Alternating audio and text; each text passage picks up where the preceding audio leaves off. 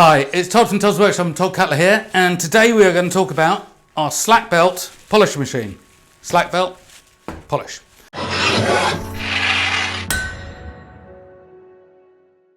Now, a few weeks ago, we were having a look at the knife grinding machine and all the various attachments on that. I'll probably come back to that because there's a lot more detail needed, really. But anyway, the slack belt machine, it's complementary to it. So it does not do the same things, but equally, there are things that the knife grinder do that this can't, and this can't do. The knife grinder can't do what this does. So they work in tandem.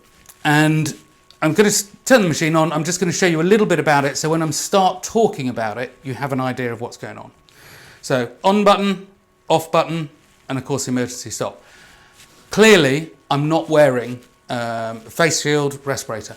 Absolutely, I'd be doing that if I was not filming for you.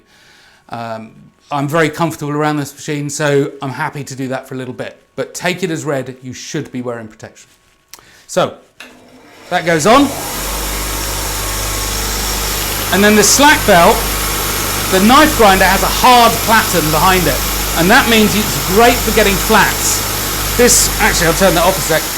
This, of course, you can't get anything flat because it curves, it moves. And that's part of its function. So if you want something dead flat, this is not it. But it does do a lot of blending and a lot of blemish removal. So you can come in here. Now what that's going to do is create an apple seed grind on my blade. And in fact, you can see it a little bit here, because this was a flat grind. You can see it's taken the back spine and the edge. Hopefully you can just see that with the colouring. But the centre bit has not been touched because the belt is bending around it. So actually, ultimately, it's going to create a surface like that. You might not want that. So what you can also do with this, got a contact wheel at the bottom. You can run the blade up vertically, and then you're coming back to your flat again. Okay? So it's quite versatile like that. Now the other thing that's really notable about this is that belt bends. Really flexible. And that is, this particular brand is a J-Flex. It's a flexible belt. But you can get super flexible ones as well, which are even more bendy. Or you get standard belts like this one, which actually are quite hard. Okay? So this is a very flexible one. And what that means is you can run it around, well, run it around corners. Have a look at this. So let's say I'm going on the inside of the handle. I come to this junction here. I can just run it right into the edge. And it will curve, just doing those lovely blends. And this whole thing, this whole setup, both sides of it, is good for polishing, it's good for final finishing, it's really good for blending as well. So I'm just going to cool that handle down before I carry on. So then we come to the other principal side. Actually, no, we don't. So the way you change belts is you just pop that lever down, sprung loaded at the top. Just pull that down. That comes off. Another one goes on. So I put that on, and I'm just going to exaggerate how misaligned it is. The reason that's important, actually, because you can just start it up and it does its thing, is speed. Because I am a production facility. So what I don't want to have to do is to put this belt on and to align it and then, oh, look, there we go. And then I carefully align it and I get it like that. And then I start the machine up. All takes time, right? I can just whack it on, press go, and it self-aligns. Brilliant. So this is a harder belt now, and it won't, as you can see, curve around in the same way. But then we come to this end, and this has what's called a pigtail spindle on it. And if you come and have a look at this, it's just a screw thread going on a cone. And again, what that means is it self-aligns. You can just see inside the mop there, that you can just pop it on, spin it up, give it a little torque, and now it's on there. So it's really quick and easy to change mop.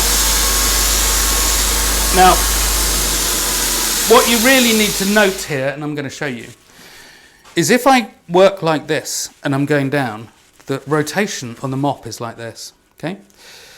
Now, if it's anywhere under the center line, it's pulling that down. It's fine. If, as an example, I thought, oh, you know what I'm going to do? I'm just going to work here because I can see better or something, right? I've never actually even tried that. But you can imagine now, if that clips and it comes in, it's thrown completely. So you can never work on the top side of this.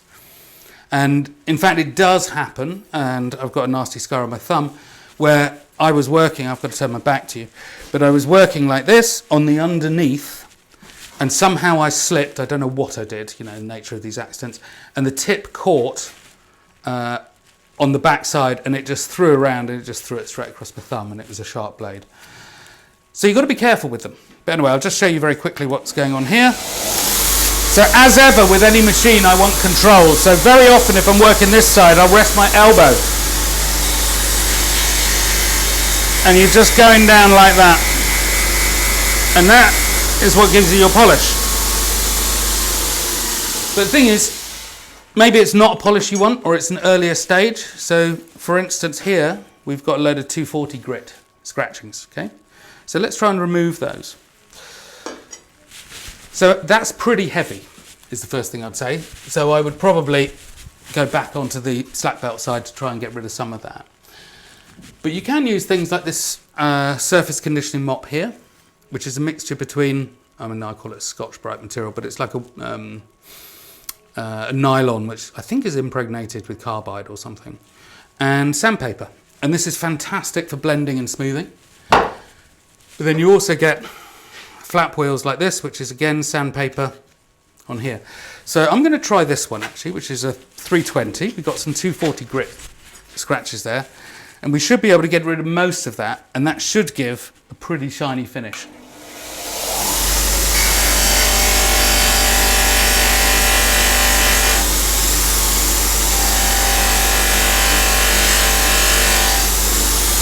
Okay. So you can immediately see the difference. Now actually, some of these 240 scratches are quite deep running up there. I'm not going to worry about getting rid of those because this is not the machine for that. I would go back to get rid of those heavy 240s. I put 400 on the knife grinder. I'm showing you this machine today. So we're just going to accept there's some scratching there. But then maybe you don't want that kind of finish.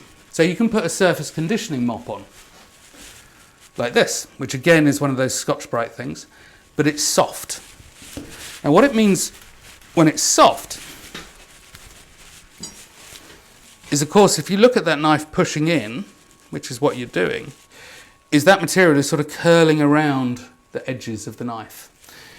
And that, although it will surface condition the surface, it will also start to attack the edges. So if you don't want that, you can get rid of your soft one and you can put a hard one on. Similar material, but much denser. So that doesn't curl around nearly so much.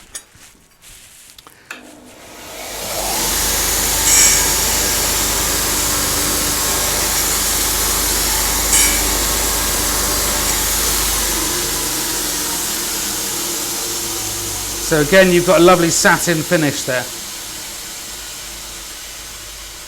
A little bit of a 240 scratching underneath, but that's a beautiful finish and it will leave it nice and crisp. And then if you want to polish up, you can use mops like these. You get them in a big variety. Really, you've got to look into a polishing system, but you can see that is just loose leaves of cotton, and this is actually sisal, so it's coconut fibre, which is hard stitched together. So this is hard. That's obviously not. What that means is when you put a polishing compound on this, it will actually cut faster because you can push against it harder, it doesn't give way, it doesn't move around. So for fast and hard sharpening, polishing, you'll use a stitched mop, loose leaf if you want it a bit shinier. I don't use the stitch mop that much. I tend to use this one.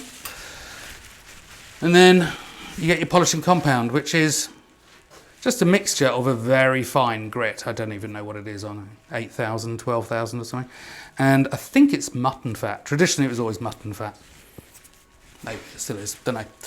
So that just goes on, don't need much,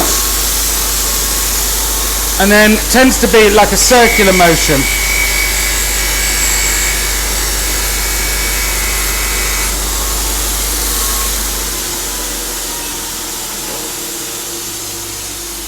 And we're just polishing up there. So you need a lot more work than that, but you get the idea of it. So this is a fantastically versatile machine.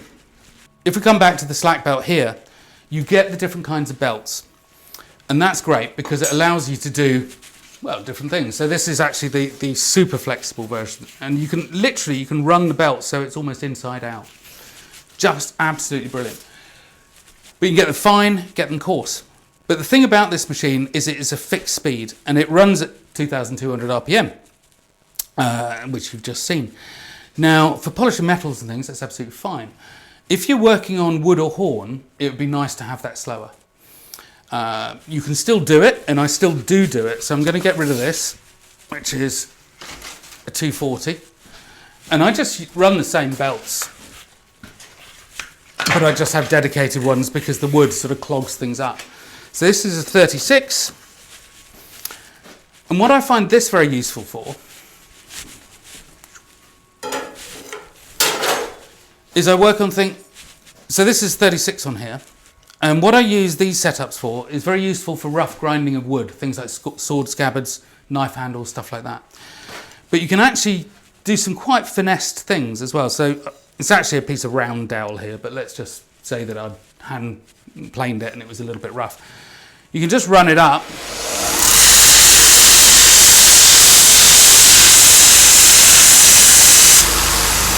And as long as you don't push too hard on one side, you won't gouge in. 36 grit not enough? Move to 150 or something like that. As long as your belts are clean and sharp, you can do good work with wood. However, when it comes to polishing horn, for instance, horn is basically like a plastic, and you create too much heat running it at that speed. Press too hard, too many corners, and the horn discolors, it can melt, it can even actually disappear under you. So it's nice to have a slower machine. So I've got a second machine, which is basically the same, but it's got a speed controller on it. So I can run the speed right down. But that's it, sort of an introduction to me using the machine and what they do. But it's this flexibility here that is absolutely key, because what it allows you to do is to get into corners. It allows you, although it's at a funny angle, you get used to that, it allows you to blend things as well. And what I mean by blending is on your knife machine here, on your knife grinder, your flats are flat, your lines are hard, everything's crisp. But if you've made a little bit of a mistake, or you're working on the tip of a sword, for instance, where you might be holding it out here, things can get a little bit not great at the end. Lines aren't quite where you want to be. And this machine allows you to blend those lines. So that blending, basically, it almost tricks your eye, that it just gives a slight smoothing to the line, and it stops your eye going, oh, that line's off. You just don't see it anymore. It just disappears it. The line is still there, but it's just a little bit softer, and your eye, it's a bit like drawing a circle, and you leave a little gap. It's not a circle, but you look at it and your eye reads circle. And it's the same, that line might be slightly off, but your eye doesn't read it. And so the blending that this allows you to do is fantastic.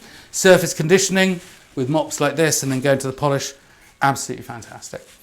But the last thing I've got to say really about this machine is how it came to me, because I think it's a great lesson for me, actually. But 20 years ago, there wasn't really so much in the way of internet. There wasn't the connection of other knife makers and things like that. I'd just met a guy called Owen Bush, but we were just sort of like at the beginning of our friendship and so on. He's a knife maker, pattern welder, does amazing things, and great friends now. And anyway, so I was back in my workshop and I was making knives in a very amateur way. And I was running one of these polishing mops on a pillar drill, horizontally like that, which I think must be horrendously dangerous. I'd never do it now. And very inefficient. It's just a rubbish way to polish knives. And I ran out of polishing compound. And I rang a company up to buy some more compound. And friendly guy, and he just said, "Oh, what machine are you running?" And I said, "Oh, just mop on a pillar drill." And there's like silence at the other end. He said, "I'm not going to sell you any compound, but I'm going to give you a phone number of a company. Call them, buy the machine they suggest, then I'll sell you the compound." And it was this, and it was £750 20 years ago. I have not replaced a thing on this machine at all during that whole period. And it was just the best £750 I've ever spent. And I set it up. I used the machine, and it was just like within 30 seconds I thought, what have I been doing all these days? So I bought it, and £750 20 years ago. I went back for a speed controlled one 6 months ago, and it's now nearly £5,000. But absolutely worth every penny.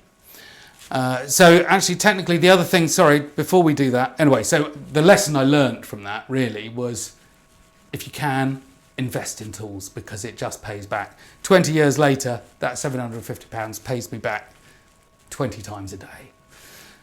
It's just brilliant. So, the actual machine itself, you've got a 1.5 horsepower motor. I can't remember what that is in kilowatts, 2,000 kilowatts I think it is. Standard kind of switch system here, no speed control, single phase.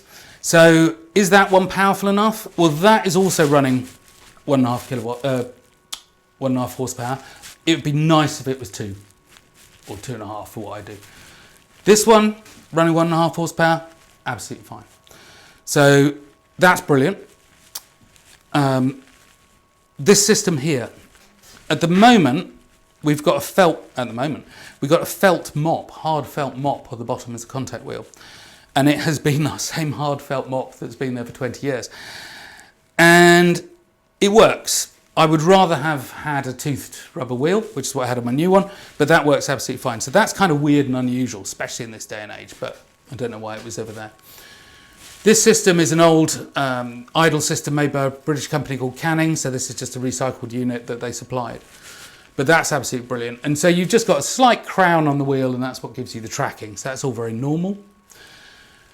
Obviously, you've got a spring there, which gives you the tension. And then to change the angle of that, you've got a screw thread here, which I almost never use.